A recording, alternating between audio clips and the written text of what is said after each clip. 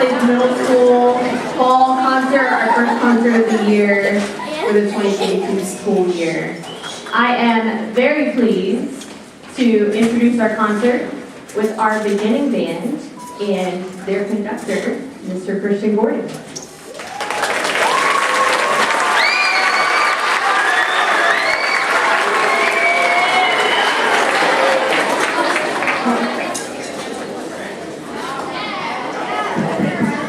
Good evening. As you can see, my concert is the color black. Okay. Wow. So we had a little fiasco at the end of school today, but we're all still here because of music. That's beautiful. Thank you, parents and students, our volunteers, for making tonight happen, regardless of everything that's been going on today. All right. So without further ado, this is the beginning band. And I have a few notes because this is a very special concert for the beginners. It's their very first one. So we like to call their performance an informance. We're going to inform the audience about what they do in class, what they should be doing at home when they practice, and things like that. Basically an inside look of our class. So first it started out with a very thorough fitting process, and they got to use kits to practice the different instruments and figure out the best fit for them. And all of them were able to select the instrument that they loved, and also we were still able to make sure we had enough of each instrument, which was really awesome. And then we also started the school year learning music right away. The first thing we did was learning how to count rhythms, because rhythms are fundamental of music, and it's probably the most important fundamental that there is. We're going to demonstrate for you our counting system. It's a very specific counting system. We always use a metronome when we practice music, especially counting. And you're going to see how disciplined the students are whenever they hear that metronome come on.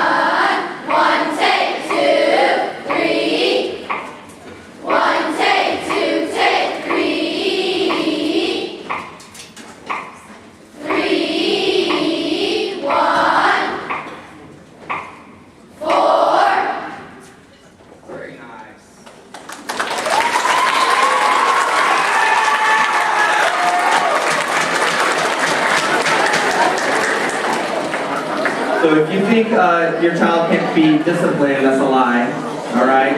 They're learning it in this class, I promise you. You heard the metronome. They should always be using a metronome at home when they practice, okay? The next thing we learned were breathing exercises. Deep breathing is something we practice every day, and it's good for so many reasons. Obviously, it helps them produce the right amount of airflow through their instrument, but it also gives us a moment in class to calm our nerves, to relax, warm up our muscles, our body, because band is as much mental as it is physical. Okay, so we're going to demonstrate those exercises for you now.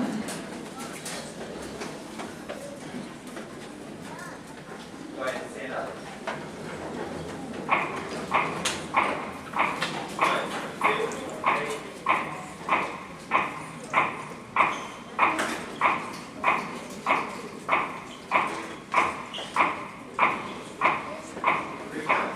And you'll see they're using a breathing tube.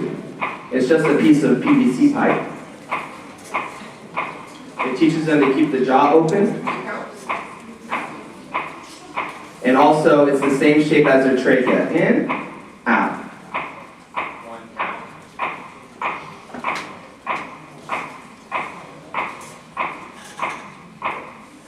And now the next fun part of the breathing exercises has to do with balloons. So you've probably seen a bunch of these balloons at home, maybe.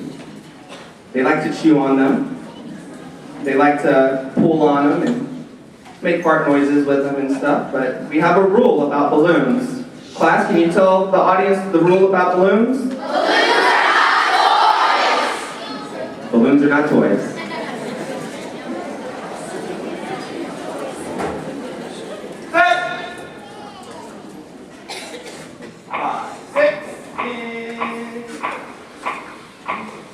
The balloon adds resistance, just like the instrument adds resistance when they exhale.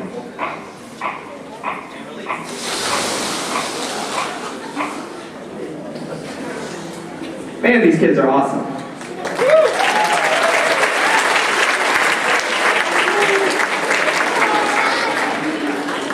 Once they have a good handle on the breathing and a good handle on rhythm, we move to the instrument, but not the whole instrument. We start with the tiny instrument. Can you please hold up the tiny instrument for the audience? It's just the mouthpiece, or one portion of the instrument, the part that makes the noise, that goes and speaks through the instrument. We practice this first. We transfer the rhythm and the breathing to the tiny instrument.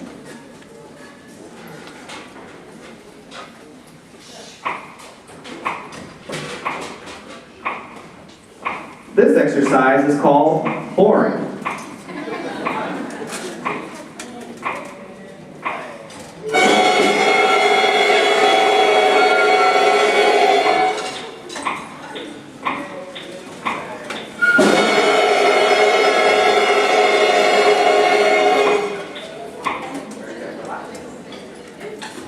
Once they have a good handle on moving air through the tiny instrument, we add articulation, which is basically syllables or decorations to the airflow. They continue to use the same airflow, but they articulate the air with the tip of their tongue. Tip of the tongue to the tip of the teeth, or tip of the tongue to the tip of the reed. Wow, tongue twister. Okay. They're going to demonstrate for that for you now. This exercise is called less boring.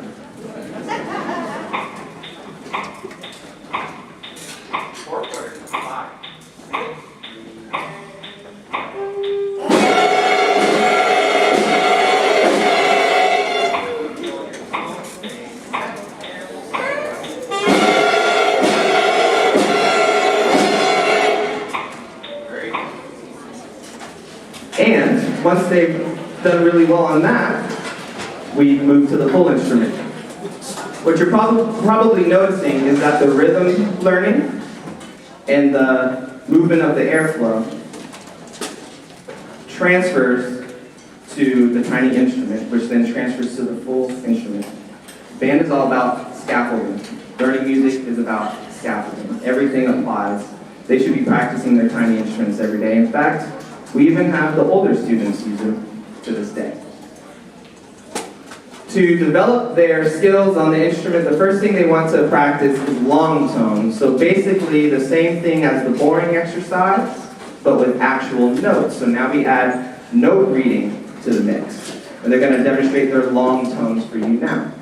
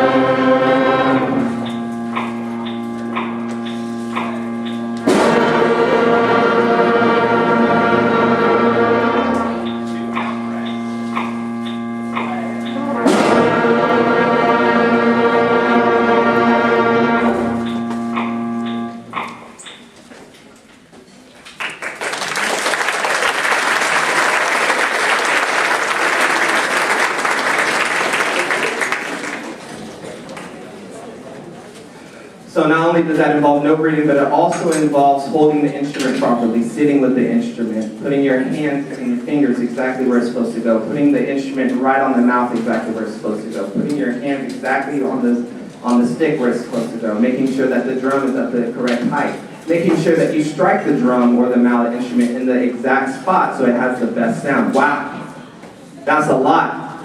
And these kids are doing it and they're doing it well. That's why music education is such a great thing for these students. Now, like we added articulation on the tiny instruments, we're now going to add articulation to the large instruments, and now they're going to actually start to sound like music. Okay? So now we're going to do our articulation studies from the book.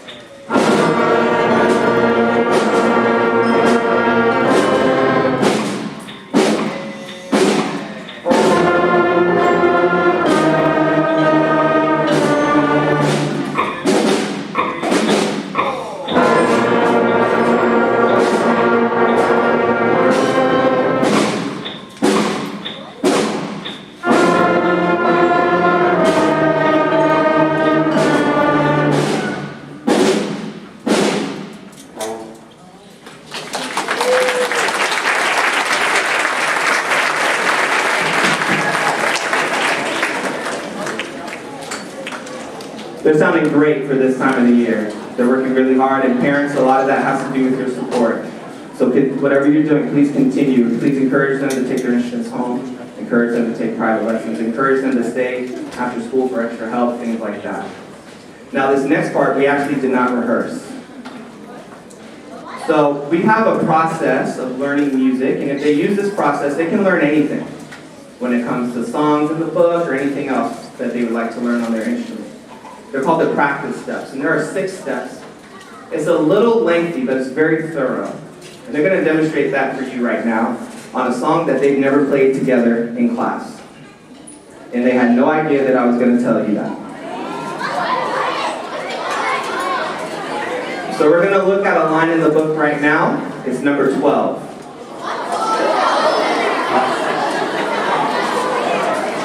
And the reason we're doing this live for the first time in front of you is to show you that the process works. Not just you, but also show the students that the process works. So students, what's the first step? For today's exercise, there is a repeat sign at the end of number 12, correct? For tonight, we're going to ignore the repeat sign. Counting number 12. 1, 2, count number 12. 1, 2, 3, 4. 1, 2, 3. 1, 2, 3, 4. 1, 2, 3. And stop. What's the next step? Note name number 12. Ready, go.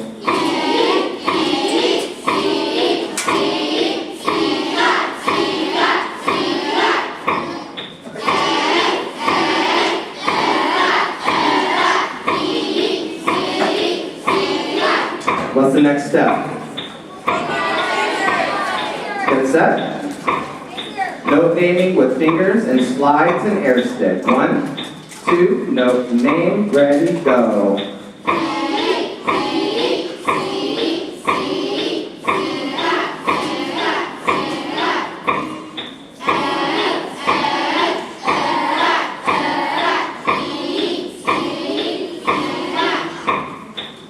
Don't give up. Keep trying. What's the next step? Articulate with fingers and slide. And 1, 2, top, toe, ready, go.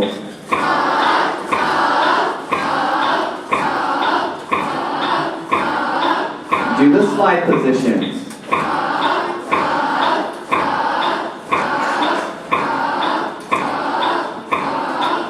What's the next step? We're almost there. Moving air while you move your fingers. 5, 6, breathe in, move the air.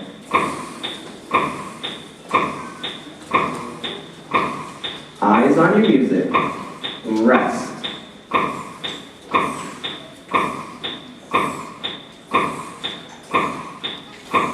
Very good. What's the last step?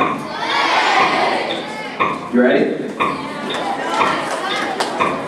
We're set.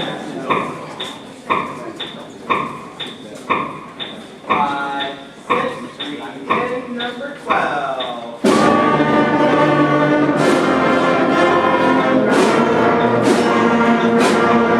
Breathe.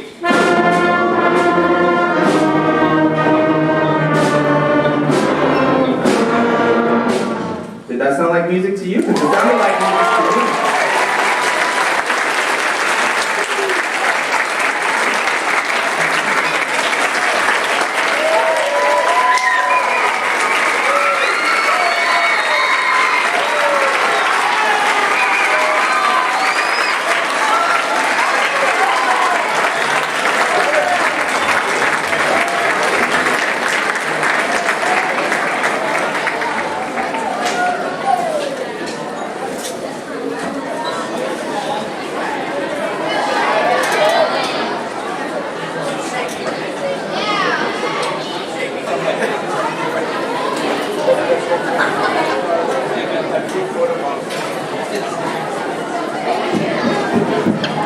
All right, here's what we're going to do now.